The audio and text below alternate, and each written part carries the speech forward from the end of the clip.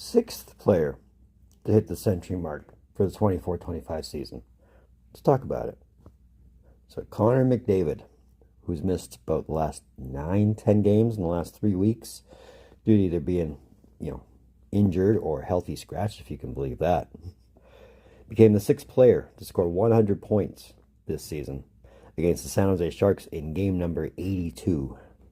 So after missing as many games as he did, as I had mentioned, he came back to record 9 points in 3 games before being healthy scratched, to bring his point total up to 99 before going into tonight's game.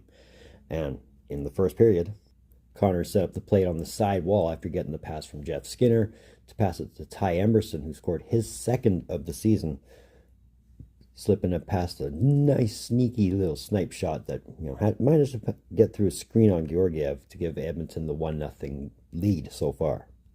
This game's being played as I'm recording right now. And as mentioned, this is game 82, and as I've already discussed, if you haven't checked it out, check it out here. The Art Ross has pretty much been awarded, so he's no real threat to the Art Ross race, but this is also his 8th 100-point season, or his 5th straight 100-point season, if you want to look at it that way. Now, his 8 100-point seasons puts him in a tie for 3rd place with Marcel Dionne for most 100 points seasons in a career, obviously sitting behind some guy named Gretzky and another guy named Lemieux. This is also his 10th straight season of over a point per game average, so halfway to Sidney Crosby's record, which if you wouldn't have known it, we'd already talked about earlier, right here. Now, as I'd mentioned, he's in no real contention for the Art Ross Trophy, but he can still add to that point total in his career, as he's not that far off from 1,100 career points. So there's something to look at that.